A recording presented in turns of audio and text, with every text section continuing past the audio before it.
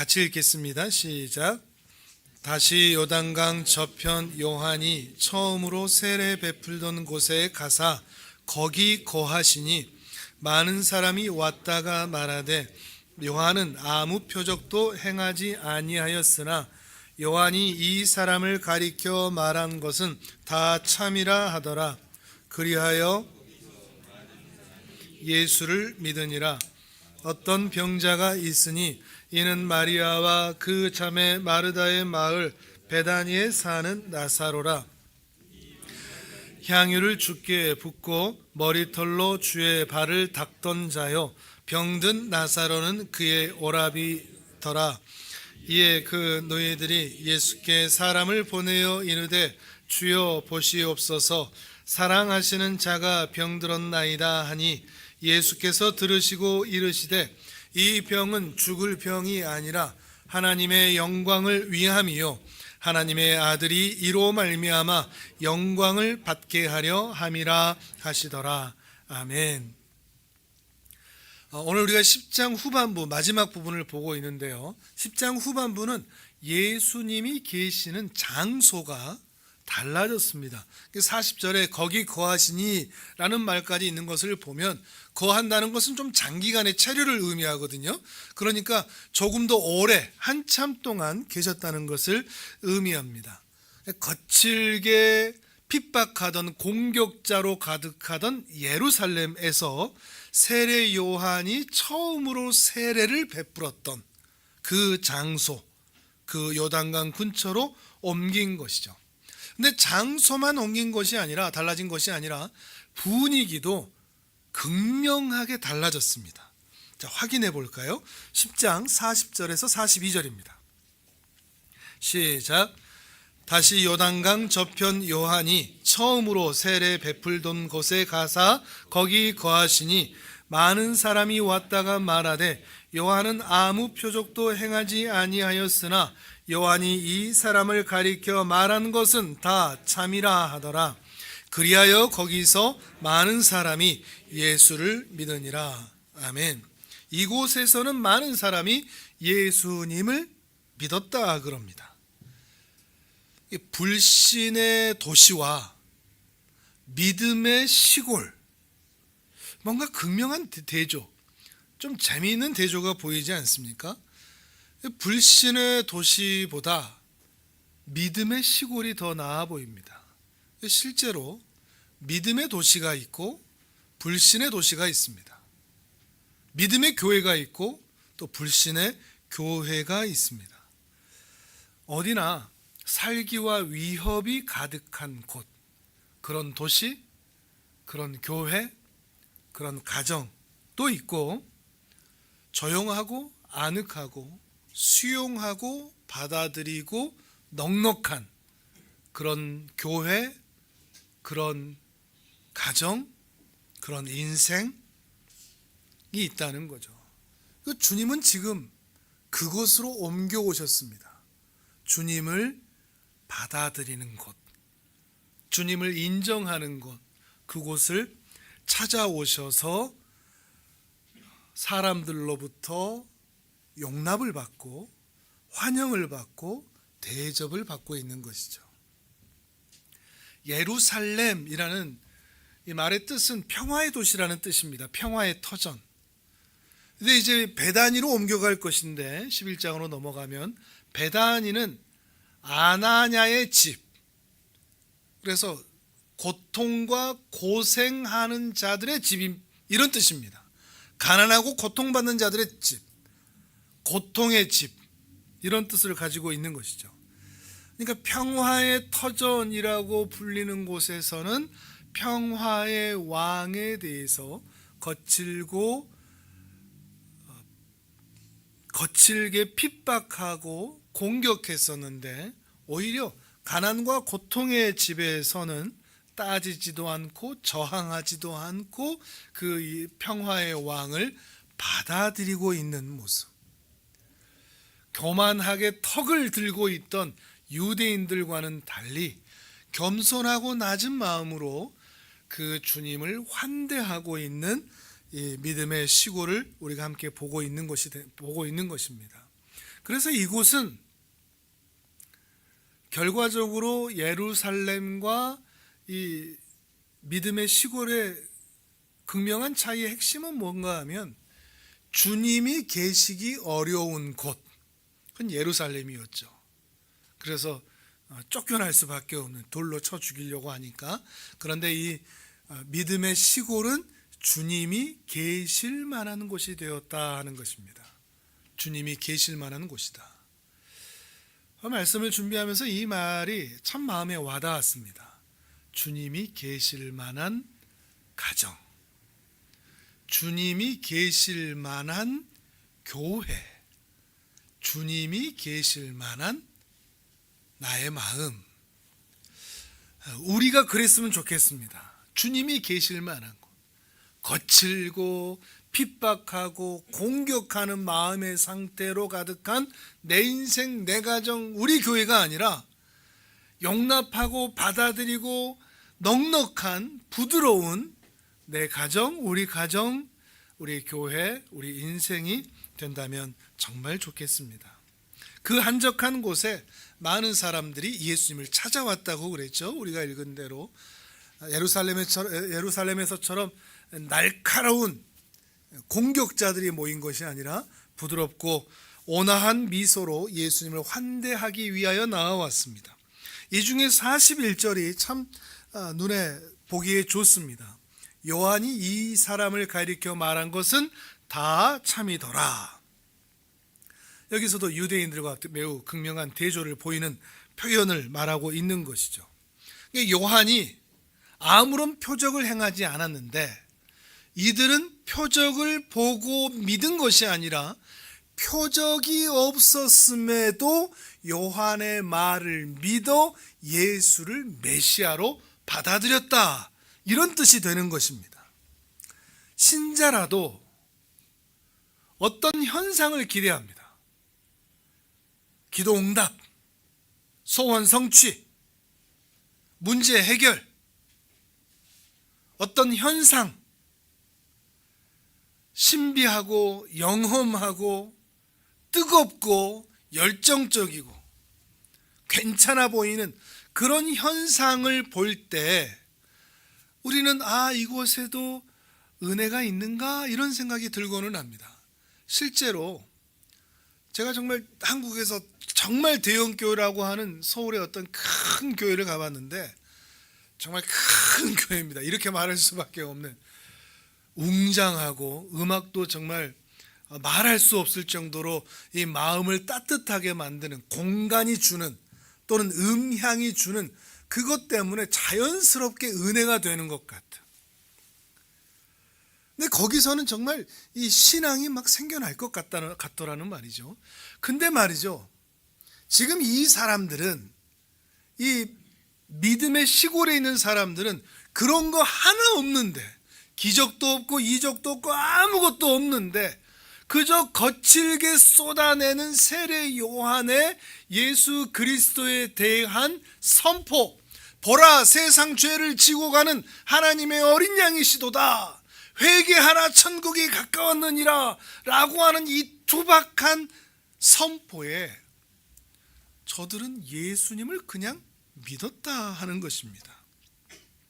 따지지도 않고 증거를 요구하지도 않고 그 말씀에 아멘 하며 받아들이고 있다는 것이죠. 같은 이야기를 들어도 이렇게 반응이 다르게 나타날 수 있다니, 여러분은 어떤 믿음이십니까? 봐야만 믿습니까? 경험되어야만 믿습니까? 그래서 그것을 자꾸 요구합니까? 설득되어야 합니까? 감정이 뜨거워져야 됩니까? 아니면 선포되는 말씀이 비록 투박하고 논리적이지 않고 그럴지라도 그 말씀이 좋아, 그 말씀이 내 가슴 가운데 파고들어 믿음의 씨앗이 되고 있습니까? 이 믿음의 시골의 사람의 특징, 그들은 말씀을 말씀으로 받아들였다 하는 것이죠. 경험되는 것, 어떤 환상, 이것들 전에 말이죠. 그런데 이 믿음의 분수가 콸콸 터져 오르는 이 믿음의 시골에 예수님께 비통한 소식이 전해집니다. 자, 요한복음 11장으로 넘어오는데요, 1절 2절을 같이 읽어보겠습니다. 요한복음 11장 1절 2절 시작. 어떤 병자가 있으니 이는 마리아와 그 자매 마르다의 마을 베다니에 사는 나사로라.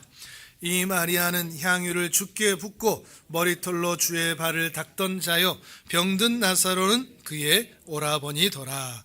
아멘. 나사로가 병들었다 하는 소식입니다. 나사로가 병들었다는 소식.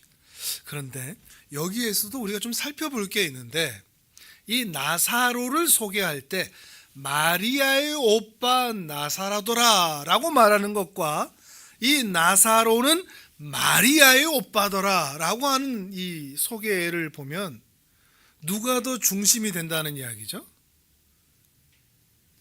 이 나사로를 마리아의 오빠라고 말하고 있고, 이 동네 베다니를 마리아와 마르다 자매의 동네라고도 소개하고 있죠. 거기다가 부연 설명까지 이 마리아는 주님께 향유를 붓고 자기의 머리털로 그 발을 씻겼던 자라, 뒤에 나아가면 주님의 죽음을 기념한 자라라고 설명하고 있죠. 이건 마치 복선 같은 거죠. 지금 이제 우리가 11장을 통해서 나사로의 죽음과 삶을 보게 될 텐데, 사실 이게 중심이 아니라 그 뒤에 나오는 이 죽음과 삶을 경험한 마리아의 고백이 더 중요한 이야기다, 이런 말을 하고 있는 겁니다. 나사로의 죽음은 어떤 통과하는 관문 같은 것이죠.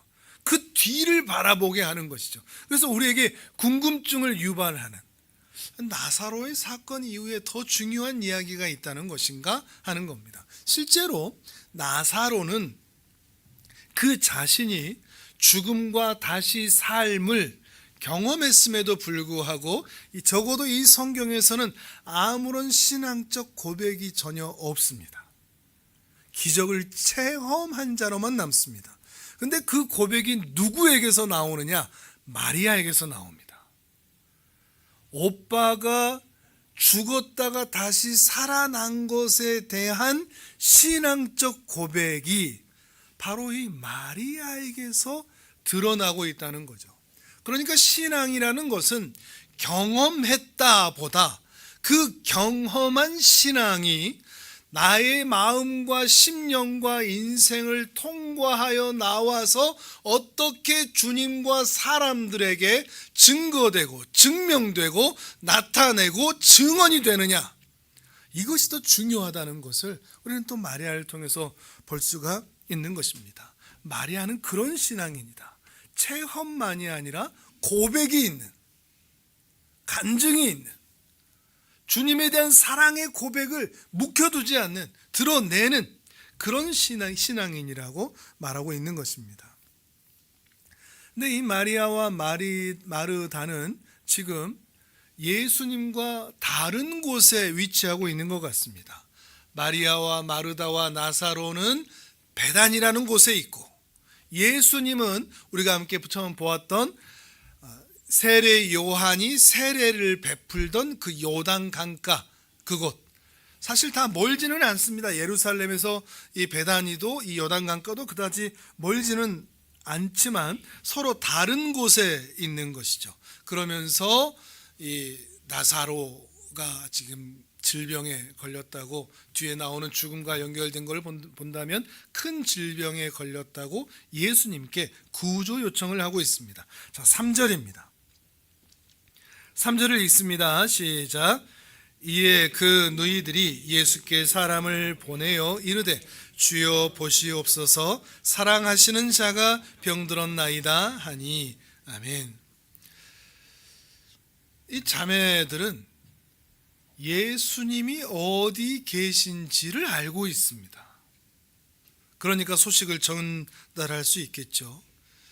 예수님이 어디 계시는 줄을 안다라고 하는 것은 그저 정보의 전달, 정보의 획득, 지식과 어떤 개념 정도, 예수님 어디 계시는 줄 알지 거기 있잖아 라고 하는 지식의 정도가 아니라 주님이 어디에 계시는지 알기 때문에 어떤 어려움이 찾아와도 주님께 직접 도움을 요청할 수 있는 사람의 특징이라고 볼 수 있습니다. 좀 더 깊게 나아가죠. 어디 있는 줄 알아 정도가 아니라 어디 있는지를 알기 때문에 내 필요와 내 기도 요청을 드릴 수가 있다 라고 하는 것과는 다른 것이죠. 지금 이 자매는 친밀한 관계에 예수님과 있고 그분에게 도움을 구하고 있는 것입니다. 자, 히브리서 4장 16절입니다. 화면을 보시죠. 같이 읽겠습니다. 시작. 그러므로 우리는 긍휼하심을 받고 때를 따라 돕는 은혜를 얻기 위하여 은혜의 보좌 앞에 담대히 나아갈 것이니라. 아멘. 자, 빨간 글씨로 은혜의 보좌라고 되어 있습니다. 은혜의 보좌가 어디에 있는 줄 아십니까? 알아야 가죠. 알아야. 은혜의 보좌가 어디 있는 줄 알아야 갈 것 아닙니까? 가서 긍휼하심도 받고 때를 따라 돕는 은혜도 얻을 것 아니겠습니까? 어디 있는지는 알고 계십니까? 은혜의 보좌가 어디 있는지, 무엇인지, 무엇을 상징하는지. 그냥 막연하게 뭐 어딘가 있겠지 그러는 걸까요? 솔로몬 임금님은 그 옛날 성전을 완공하고 나서 성전을 향해서 주의 이름을 두신 그곳이다 라고 분명히 선언하면서 기도했습니다. 그래서 이 성전을 향하여 기도할 때 라는 말도 했었죠. 솔로몬 임금님은 이 성전이 바로 그곳이라고 말하고 있는데, 성전이 우리 눈앞에 없고 또 성전은 그때의 성전이 아닌 지금 현실의 이스라엘 예루살렘 땅에 있는 성전은 성경에서 말하는 바로 그 성전이 아닌 성전이기 때문에 우리에게 은혜의 보좌는 예루살렘에 있는 성전일 수가 없단 말이죠. 어디 있죠? 아십니까? 어디 있는지 모르면 요즘 시대에는 좀 간편하게 전화를 걸면 되죠. 전화번호 혹시 아십니까? 아니면 카톡 친구 추천 이런 거라도 되어 있습니까? SNS 친구가 되어 있어서 내가 글 남기면 다 보실까요? 알아야 주님께 인도함을 받든지 음성을 듣든지 때를 따라 돕는 은혜를 구하든지 기도하든지 응답을 받든지 할 텐데 말이죠. 근데 신앙에 있어서는 성경에서 우리에게 말하고 있는 바는 무엇인가 하면 주님이 어디에 계신다는 사실을 아는 것보다 또는 그 실력보다 주님은 내가 어디에 있는지 항상 아신다는 그 믿음이 더욱 중요합니다. 주님이 어디 계시는가를 찾는 게 아니라 주님이 나를 사랑하신다라고 하는 것을, 그래서 항상 나를 향한 시선을 거두지 않으신다, 이것을 아는 것이 더 중요하다는 것이죠. 또 화면을 볼까요? 마태복음 28장입니다. 주님께서 하신 큰 약속입니다. 자, 같이 읽겠습니다. 시작. 그러므로 너희는 가서 모든 민족을 제자로 삼아 아버지와 아들과 성령의 이름으로 세례를 베풀고 내가 너희에게 분부한 모든 것을 가르쳐 지키게 하라. 볼지어다 내가 세상 끝날까지 너희와 항상 함께 있으리라 하시니라. 아멘. 세상 끝날까지 너희와 항상 함께 있을 것이다. 엄청난 약속이죠. 그러니까 우리가 주님을 찾기 이전에 주님은 항상 우리를 먼저 바라보고 계신다라고 하는 것을 믿는 것이 중요하다는 것입니다. 주님은 절대 우리의 동선을 놓치지 않으십니다. 이런 CCTV가 없죠. 매 순간 우리를 보고 있으니까. 주님이 항상 눈동자처럼 우리를 지켜보신다라는 것이 두 가지 측면으로 나타납니다. 하나는 무섭다, 답답하다. 나의 모든 상황을 다 보신단 말이야. 목욕탕에 가서도, 화장실에 가서도, 내가 욕을 할 때도, 내가 분노하고 있을 때도 하나님은 나를 다 보고 계신단 말이야. 내가 죄를 지을 때도 보고 계신단 말이야. 이런 생각 때문에 두렵기도 하죠. 불안하기도 하고 말이죠. 또 한편 하나님이 항상 보고 계신다라는 것이 오히려 더 안도감이 될 수 있습니다. 하나님이 항상 나와 함께 하시니까 내가 걱정할 필요가 없네. 내가 두려워할 필요가 없네. 하나님이 나를 인도하시고 나를 지켜보시겠네. 이 수술대 위에서도 주님은 나와 함께 하시겠네. 이 어려운 상황에서도 하나님은 나를 도우시겠네. 나를 향한 시선을 거두지 아니하시네. 내가 어디로 가든지 바다 끝에 가더라도 주님은 그곳까지 나와 항상 함께 하시겠네.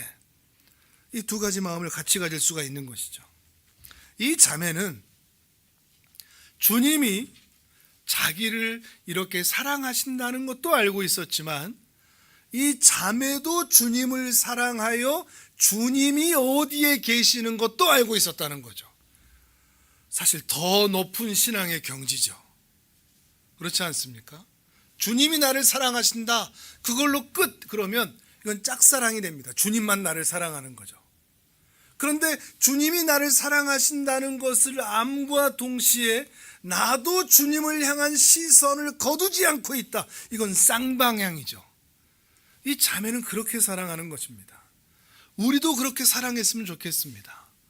우리는 비록 영이신 하나님이 어디에 계시는지 무엇을 하는지 알 수 없지만 마치 내가 손으로 만지듯이 주께서 내 머리를 만지시는 것 같은, 내 등을 토닥이시는 것 같은, 나와 함께 동행하시는 것 같은, 생명싸개로 나를 보듬으시는 것 같은 그 사랑하심, 거기다가 나도 주님이 아파하시는 곳을 나도 같이 바라볼 수 있는, 주님의 시선이 향한 곳을 나도 향할 수 있는, 주님의 마음을 함께 소유할 수 있는, 주님의 관심사가 나의 관심사가 되는, 그게 정말 주님이 원하시는 사랑이 아닐까 싶습니다. 우리도 주님을 사랑하면서 살았으면 좋겠습니다. 이렇게 주님께 사랑받고 주님을 사랑하는 이 자매가 주님께 간곡히 요청을 하죠. 주님이 사랑하는 오빠 나사로가 병들었습니다 라고 말이죠. 이 요청은 나사로의 상황에 대한 최고의 설명인 것 같습니다. 그저 병만 고쳐주세요 이게 아니거든요. 그래서 주님을 하늘의 해결사, 하늘의 도우미, 하늘의 파출부로 여기고 있는 게 아니거든요. 기도하면서 도와주세요, 해결해 주세요 이러고 있는 게 아니라는 것입니다. 이 대화와 요청에는 사랑이 있습니다. 주님이 사랑하시는 나사로, 주님께서 나사로를, 그리고 주님이 우리를 얼마나 사랑하는지를 알고서 요청하는 겁니다. 그리고 이 한마디에 다 담겨져 있는 겁니다. 주님이 사랑하시는 오빠가 아파요. 지금 어디가 아픈지, 왜 아픈지, 어떻게 고쳐야 되는지 일일이 알 필요가 없다는 거죠. 길게 자세하게 절절히 말할 필요가 없는 겁니다. 주님이 사랑하시는 이 안에 모든 것이 담겨 있어서 주님께 대한 전적인 신뢰로 하나님께서 역사하시기를 바라고 있는 것입니다. 우리의 기도도 이렇게 좀 바뀔 필요가 있지 않나 싶습니다. 주님이 사랑하시는 우리 부모님이 아파요. 주님이 사랑하시는 우리 배우자가 힘들어해요. 주님이 사랑하시는 우리 자녀들이 방황하고 있어요. 주님이 사랑하시는 우리 성도님들이 힘들어하고 외로워하고 눈물을 흘려요. 거기에 다 담겨져 있는 거죠. 주님이 사랑하신다는 것, 주님이 사랑하신다는 것, 주님에 대한 신뢰가 그 안에 담겨져 있다는 것입니다. 이 한마디만 충분한 것이죠. 주님이 사랑하신다고 할지라도 질병에 걸릴 수 있다 없다? 있다 하는 것을 이 자매도 알고 있는 겁니다. 주님이 사랑하셔도 질병에 걸릴 수 있고 시험에 들 수 있습니다. 그러나 주기도문에서의 기도처럼 주님이 사랑하시는 이 자녀가 시험에서 건져지고 악에서도 그 수렁의 늪에서도 이겨낼 수 있도록 주님 도와주십시오. 이렇게 기도하는 것이죠. 인생의 모든 문제는 최고의 사랑이 있는 곳에서 해결되기 때문입니다. 우주에서 가장 중요한 분이 우리를 가장 사랑하십니다. 세상에 나 하나밖에 사랑할 사람이 없는 것처럼 사랑하십니다. 하나님이 나를 사랑하는 것 외에 다른 할 일이 없는 것처럼 우리를 사랑하십니다. 그 사랑을 믿고 우리는 기도하는 것이죠. 이 자매들도 그 믿음으로 예수님께 도움을 요청하고 있는 것입니다. 그런데 이 자매는 예수님께 뜻밖의 대답을 듣게 됩니다. 4절을 읽겠습니다.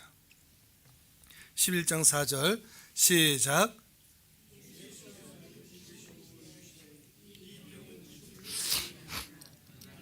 영광을 위하며 하나님의 아들이 이로 말미암아 영광을 받게 하려 함이라 하시더라. 아멘. 여기에는 두 가지 뉘앙스가 함께 담겨져 있는데요. 하나는 예수님이 이미 질병의 내용을 알고 있다. 나사로의 질병의 내용을 알고 있다. 또 하나 질병의 목적도 알고 있다. 질병의 내용과 질병의 목적을 주님은 다 알고 계신다는 겁니다. 그리고 나사로의 질병과 장차 죽음은 하나님의 영광을 위함이고 그 아들의 영광을 위함이다 라고 말씀하고 계십니다. 자, 여기서 우리는 난관에 부딪힙니다. 이런 말씀 들을 때마다 미간이 찌푸려지죠. 힘껏 모아지죠. 대체 뭐야 이거? 하나님의 영광을 위해 나사로는 질병에 걸려야만 했던 거야? 하나님이 영광 받으시려고 나사로가 죽도록 내버려 두셨던 거야? 라고 하는 질문이 들기 때문이죠. 이 똑같은 이야기가 앞서 9장에도 있었습니다. 태어날 때부터 소경이었던 자. 자, 앞으로 한번 넘겨보시겠습니까? 9장 1절에서 3절. 요한복음 9장 1절에서 3절 시작. 예수께서 길을 가실 때에 날 때부터 맹인된 사람을 보신지라. 제자들이 물어 이르되 라피여, 이 사람이 맹인으로 난 것이 누구의 죄로 인함이니이까? 자기니이까 그의 부모니이까? 예수께서 대답하시되 이 사람이나 그 부모의 죄로 인한 것이 아니라 그에게서 하나님이 하시는 일을 나타내고자 하심이라. 아멘. 여기에서도 불만의 미간이 찌푸려지죠. 하나님의 영광을 드러내려고 이 사람을 태어날 때부터 소경으로 태어나게 하신 겁니까? 이런 질문에 대해서, 인생의 고난이라는 것에 대해서 우리는 적절한 대답을 가지고 있지 못한 것 같습니다. 나 스스로도 그렇고 내 인생의 고난은 대체 뭔가? 또 타인이 우리에게 물어도 이런 인생의 고난, 세상의 험악함, 하나님은 대체 뭐 하시는가? 이런 우리 적절한 대답이 떠오르지 않습니다. 그런데 그거 아십니까? 예수님도 그러셨다는 거. 예수님의 생애를 생각해 보시죠. 동정녀 탄생, 성령의 잉태, 그리고 33년의 생애, 그 중에 공적 생애는 불과 3년 반. 고난받고 핍박받고 배척받다가 십자가에서 죽으신 그 경험, 그리고 나서야 부활하시고 승천하시면서 하나님의 영광이 되신. 근데 그 하나님의 영광을 이루시기 위해서 하나님 스스로 그렇게 하실 필요 있었을까요? 십자가의 과정, 고난의 과정, 성육신의 과정, 예수님도 그 과정을 거치신 다음에야 영광을 받으셨단 말이죠. 예수님도 왜 그렇게 하셨을까 하는 것이죠. 이것도 우리에게는 이해할 수 없는 의문입니다. 우리 삶도 마찬가지지 않습니까? 하나님께 구원함을 받아 하나님의 백성이 되었다고 하는 자긍심과 지난주에 말씀드린 정체성, 자존감들이 우리에게 있는데 고난이 쉬지를 않는 겁니다. 우리 인생에서도 그렇죠. 질병, 아픔, 상처, 배반, 힘듦, 무거움, 불안, 염려, 의심, 의문, 한두 가지가 아닙니다. 끊이지를 않죠. 인생은 고생의 바다다. 고해라는 말이 불교 용어지만 인생에 대해서 딱 들어맞는 말이기도 하죠. 우리 인생만이 아니라 세상도 그렇죠. 요즘 전쟁이 늘어나고 있죠. 희한한 세상이 되어가고 있습니다. 갈수록 전쟁을 줄여보자고 하던 그 분위기가 있었는데 지금은 강대국들에 의해서 여러 곳에서 전쟁의 도화선이 언제 터질지 모릅니다. 중동만 아니라 중국, 대만, 또 미국, 그린란드, 러시아, 우크라이나, 또 태국, 캄보디아, 지금 여러 곳에서 전쟁이 터지고 있습니다. 기근도 말할 것도 없고요. 거기다가 억압, 지배, 이런 일들이 일어나고 있을 때 하나님은 대체 뭘 하시는가? 하나님이 계시기는 한 것인가? 왜 우리를, 이 세상 사람들을 이 고난과 고생의 자리에 그대로 두시는가? 삐뚤게 얘기하면 하나님께서 장차 영광을 받으실 것인데 그 영광을 받게 하려고 우리를 소모품처럼 희생하고 계시는 것인가? 고난받게 하고 계시는 것인가? 그래서 기어있는 우리 입술에서 하나님을 찬양합니다, 영광 받으십시오, 이 이야기가 나오도록 우리를 무시하거나 가볍게 대우하고 계시는 것은 아닌가? 우리 인생에서 서운할 때가 참 많은 겁니다. 내가 하나님 나라의 공주고 내가 하나님 나라의 왕자인데 우리의 현실은 대체 뭔가? 이런 생각이 들기 때문이죠.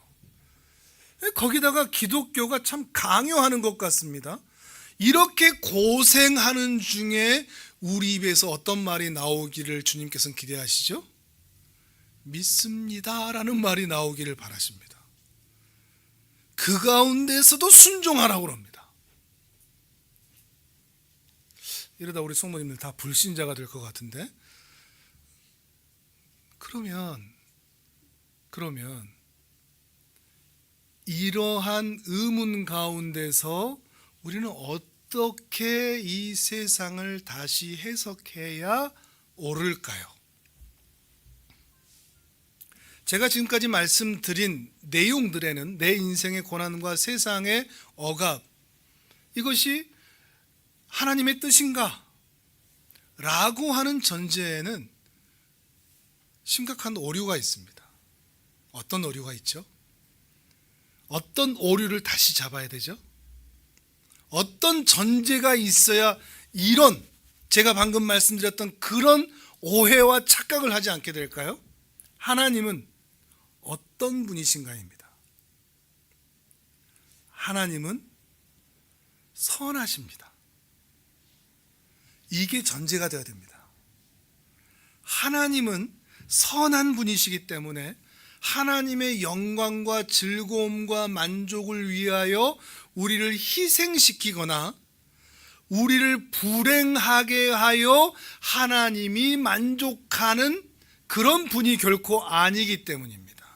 앞서 제가 드렸던 예시들에는 하나님이 선하시지 않을 수도 있다라고 하는 잘못된 전제가 깔려있기 때문에 그런 해석이 나오는 겁니다. 그런데 우리 해석을 다시 해야 됩니다. 우리 인생에 대해서.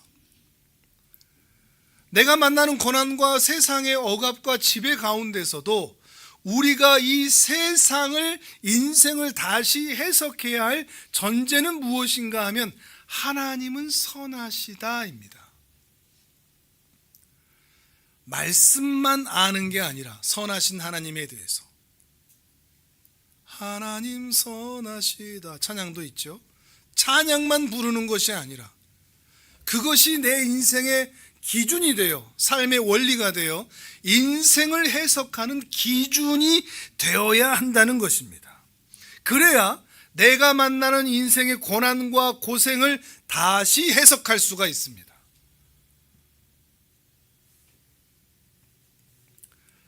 부모가 자식들에게 어떤 권면을 할 때 자식들이 도저히 못 알아들을 때가 있습니다.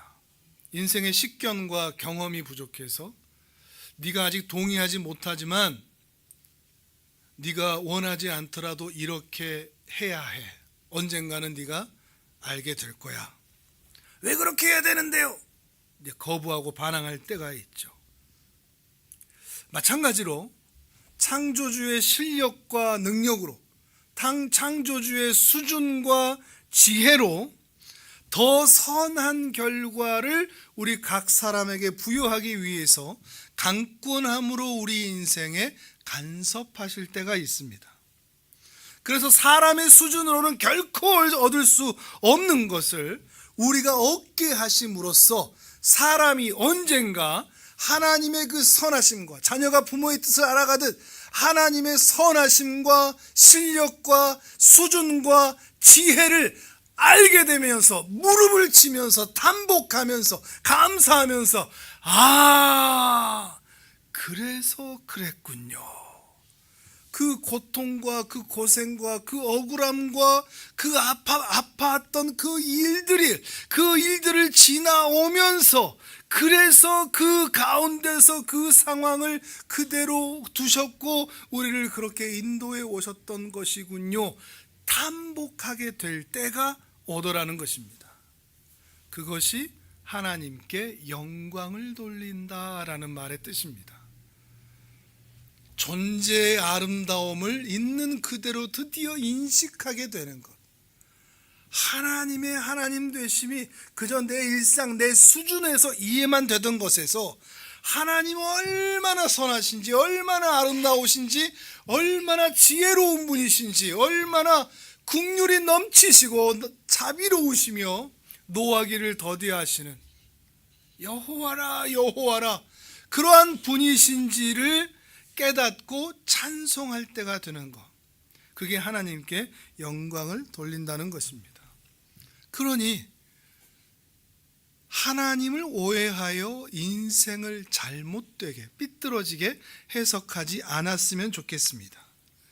태어날 때 소경이었던 자도, 나사로가 병에 들었던 것도 하나님이 기뻐하셔서 일어난 일이 아닙니다.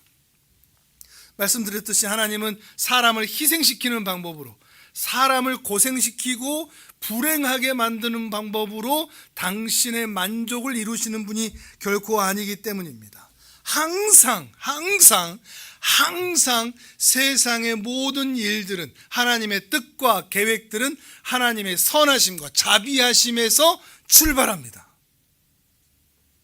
우리 인생의 모든 일은 하나님의 자비하심과 선하심이 시작점이고 출발점입니다. 우리가 우리의 운명을 이해하고 세상의 이치를 이해하긴 원한다면 이 전제가 바로 잡혀야 한다는 것입니다. 하나님의 선하심이, 자비하심이 세상의 창조부터 종말까지 단 한 번도 떠난 적이 없습니다. 도도한 역사의 흐름 가운데 언제나 그 밑을 떠받치고 있는 것은 하나님의 선하심이라는 것입니다. 하나님은 선하십니다. 또 하나의 중요한 전제가 있습니다. 하나님에 대한 오해, 그 다음은 우리 인간에 대한 오해입니다. 사람은 의인이 아니라 죄인입니다. 사람은 잘하고 있는데 하나님이 회방하는 게 아니라 처음부터 사람은 지옥의 불구덩이를 향하여 달려가고 있던 무지, 무능, 무력한 존재라는 사실입니다. 또한 우리가 사는 세상은 열심히 노력한 대로 선한 결과를 내어주는 세상이 아니라 수고하면 할수록 가시나무와 엉겅퀴를 낼 뿐인 세상입니다. 이기적이고 탐욕적이고 다른 사람을 지배하고 빼앗아서라도 자기의 것을 소유하려고 하는 사람들이 세상에 100% 있습니다. 우리 모두가 그렇다는 것입니다. 하나님이 나사로를 병들게 하지 않았습니다. 태어날 때 소경이었던 자도 하나님의 작품이 아닙니다. 그것은 오늘 우리도 마찬가지입니다. 오늘 우리에게 또는 지금까지 있었던 그때의 사건들, 그때의 사람들, 그때의 상처들, 그때의 아픔들, 그때의 눈물들, 그것이 하나님이 원하시던 바가 아니었습니다. 물론 하나님이 알기는 하셨습니다. 그러나 하나님이 알고 있었다고 하나님이 의도했다는 말은 아닙니다. 이 차이를 이해하는 것입니다. 우리가 만나는 모든 사건들, 상처들, 눈물들, 힘듦들, 질병들, 그 모든 것들은 죄로 인하여 타락한 세상이, 죄된 세상이 만들어낸 부작용과 같은 것입니다.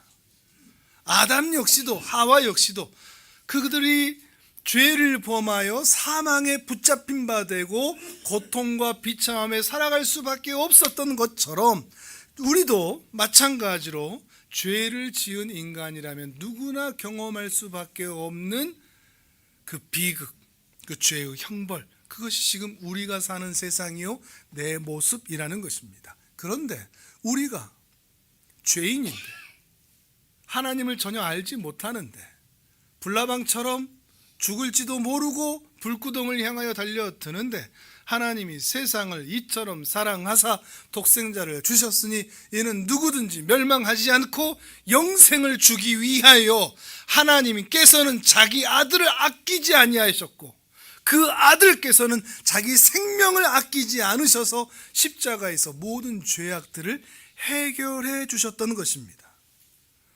하나님은 우리가 아무리 죄를 지어도 이제 더 이상 예수 그리스도의 십자가로 인하여 우리에게 사형 집행을 하지 않으십니다.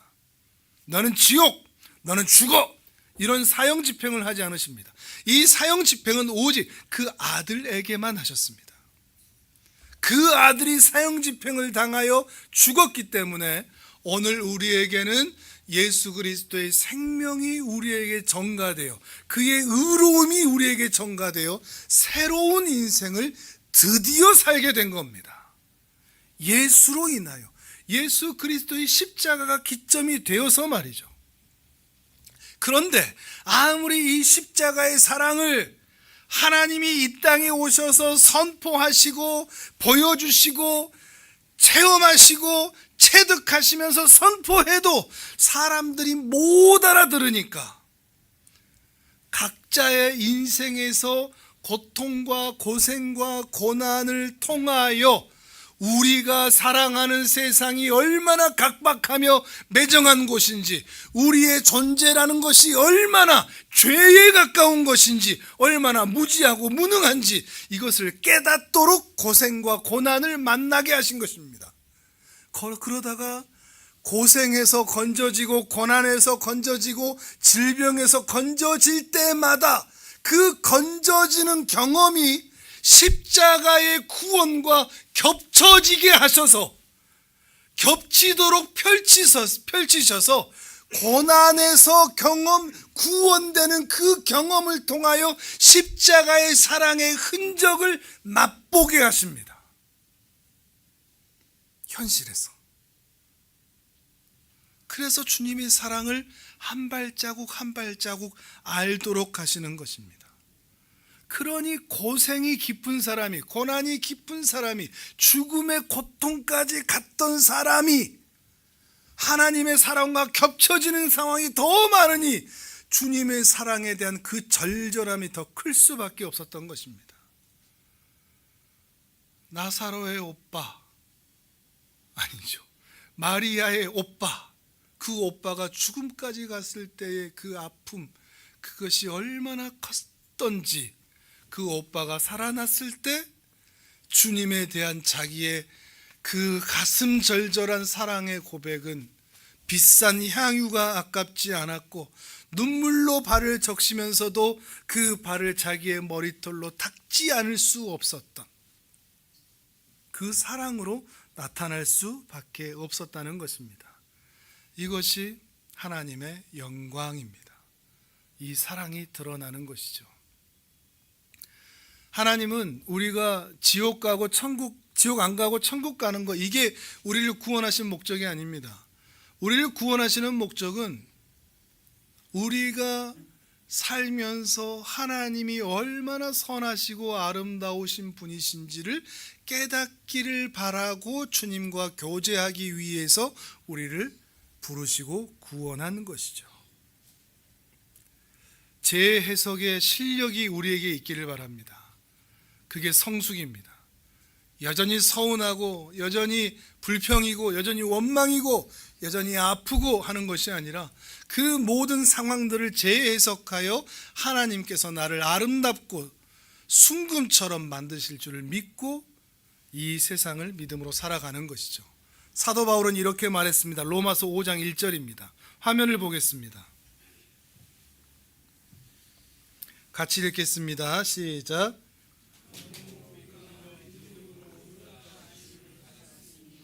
우리 주 예수 그리스도로 말미암아 하나님과 화평을 누리자. 또 그로 말미암아 우리가 믿음으로 서 있는 이 은혜에 들어감을 얻었으며 하나님의 영광을 바라고 즐거워하느니라. 다만 이뿐 아니라 우리가 환난 중에도 즐거워하나니 이는 환난은 인내를, 인내는 연단을, 연단은 소망을 이루는 줄 알미로다. 아멘. 이 사실을 믿는 것이 예수를 믿는다는 말입니다. 예수를 믿으시기를 바랍니다. 그분이 우리 인생을 새롭게 하시기 때문입니다. 이 복된 은혜가 여러분의 심령의 마음으로 믿음으로 이루기를 주님의 이름으로 축복합니다. 아멘.